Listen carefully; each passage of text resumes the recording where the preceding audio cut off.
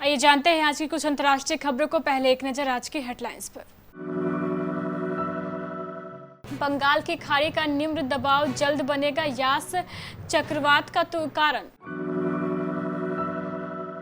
अयोध्या में एक ही परिवार के 3 बच्चे समेत 5 लोगों की गला रेतकर हत्या, भांजे ने दिया वारदात को अंजाम।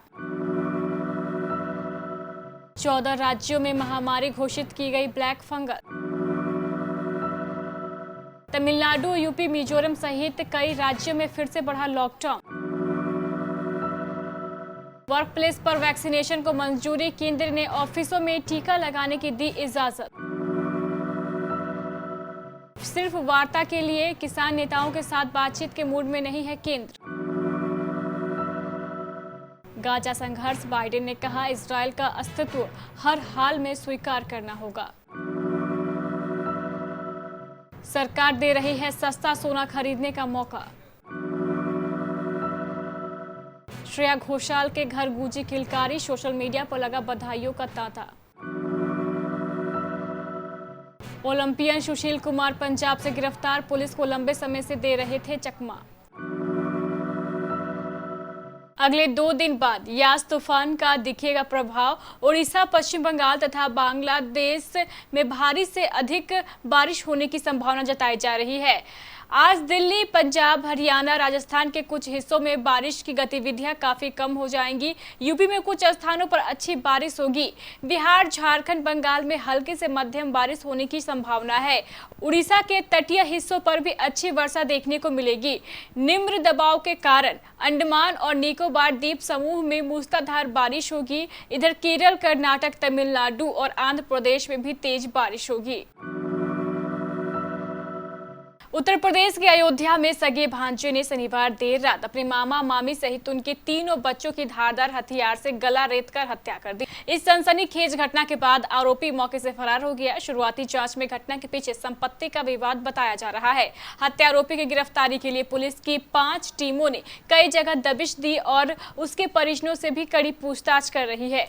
अयोध्या के निसारू गाँव में रमेश कुमार और उनका भांजा एक ही मकान में रहते थे। नवासे की जमीन को लेकर मामा मामी भांजे के बीच काफी दिनों से विवाद चल रहा था और इसी विवाद के चक्कर में इस घटना को अंजाम दिया गया। कोरोना की दूसरी लहर से जूझ रहा देश अब म्यूकरमाइकोसिस यानी ब्लैक फंगस की चपेट में आता दिख रहा है। पिछले कुछ दिनों में ही इस बीमारी ने हजारों लोगों को अपनी चपेट में ले लिया है। अभी तक हरियाणा, गुजरात, यूपी और पंजाब समेत करीब 14 राज्यों ने इस बीमारी को महामारी घोषित कर दिया है। ब्लैक फंगस के सबसे ज्यादा मामले गुजरात में है। यहाँ 2281 लोग ब्लैक फंगस की चपेट में आए हैं। इसके अलावा महाराष्ट्र में 2000 मामले, आंध्र प्रदेश में 910 मामले, मध्य प्रदेश में 720, राजस्थान में 700, कर्नाटक में 500, दिल्ली में 197, यूपी में 124, तेलंगाना में 350, हरियाणा में 250, पश्चिम बंगाल में 6 और बिहार में 56 मामले सामने आए हैं। देश के अधिकतर हिस्सों में जारी लॉकडाउन के कारण अब हालात सुधरने लगे हैं, लेकिन राज्यों ने किसी भी तरह की ढील देने से साफ इनकार कर दिया है और लॉकडाउन के समय सीमा को एक बार फिर 1 हफ्ते के लिए बढ़ा दिया है। यानी मई महीने के अंत तक कोविड-19 के कारण लागू हुई पाबंदियां कई राज्यों में जारी रहेंगी। यूपी की योगी आदित्यनाथ सरकार ने शनिवार को 31 मई की सुबह 7 बजे तक कोरोना कर्फ्यू जारी रखने की घोषणा की है। आधिकारिक बयान में कहा गया है कि उत्तर प्रदेश सरकार प्रदेशवासियों के जीवन और जीविका को सुरक्षित रखने के लिए संकल्पित है। केंद्र सरकार ने वैक्सीनेशन पर एक कदम और बढ़ाते हुए निजी और सरकारी ऑफिसों में इसकी मंजूरी दे दी है। स्वास्थ्य मंत्रालय की तरफ से शनिवार को जारी चिट्ठी के मुताबिक सरकारी और निजी ऑफिस में एम्प्लॉय के साथ उनके परिवार वालों को भी टीका लगा सकेंगे। ज्यादा से ज्यादा लोगों का वैक्सीनेशन हो सके, इसके लिए कंपनियां अस्पतालों के जरिए सीधे निर्माता से वैक्सीन खरीद सकेंगी। स्वास्थ्य मंत्रालय के मुताबिक इंडस्ट्रियल कोविड वैक्सीनेशन सेंटर और प्राइवेट वर्क प्लेस में बने सेंटर पर उस प्राइवेट हॉस्पिटल की टीम वैक्सीनेशन करेगी जिसके साथ एम्प्लॉयर का टाई अप है।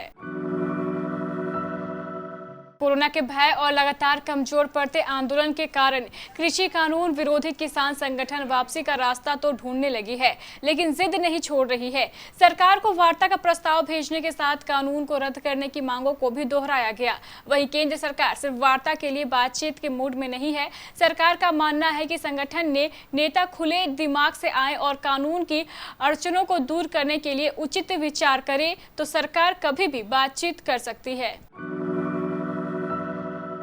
मध्य पूर्व के देशों से पड़ रहे दबाव और मुस्लिम देशों द्वारा फिलिस्तीन के पक्ष में चलाए जा रहे अभियान के बीच अमेरिकी राष्ट्रपति जो बाइडेन ने स्पष्ट किया है कि इजराइल को लेकर उनकी प्रतिबद्धता में कोई बदलाव नहीं आएगा। उन्होंने कहा है कि मध्य पूर्व में इजराइल के अस्तित्व को स्वीकार करना ही होगा। बाइडेन ने इजराइल फिलिस्तीन संघर्ष में 2 राष्ट्र नीति को ही समाधान का बेहतर विकल्प बताया है। गोल्ड खरीदने के इच्छुक लोगों के लिए अच्छी खबर है। आपके पास अगले हफ्ते सॉवरेन गोल्ड बॉन्ड खरीदने का मौका आ रहा है। कारोबारी साल 2021-22 के सॉवरेन गोल्ड बॉन्ड की दूसरी किस्त 24 मई से बिक्री के लिए खुलने जा रही है। यह किस्त बिक्री के लिए 28 मई तक खुली रहेगी। रिजर्व बैंक ऑफ इंडिया द्वारा जारी किए जाने वाले बॉन्ड की इस स्कीम में बैंकों के जरिए भी निवेश किया जा सकेगा। इस योजना में ग्राहकों को कम कीमत में सोना खरीदने का मौका मिलेगा। बॉलीवुड की मशहूर सिंगर श्रेया घोषाल मां बन चुकी है। उन्होंने शनिवार दोपहर बेटे को जन्म दिया है।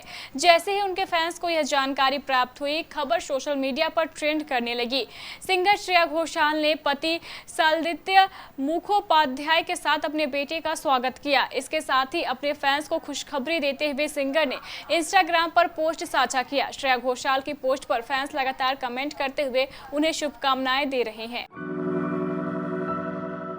ओलंपिक पदक विजेता सुशील कुमार हत्या के आरोप में गिरफ्तार हो गए हैं। उन्हें दिल्ली पुलिस ने पंजाब से शनिवार को गिरफ्तार किया। दिल्ली पुलिस ने सुशील के साथ उनके साथी अजय को भी गिरफ्तार किया। गिरफ्तारी के बाद पुलिस दोनों को दिल्ली लाने की तैयारी कर रही है। दिल्ली पुलिस ने सुशील कुमार और उनके साथी अजय पर इनाम की घोषणा की थी।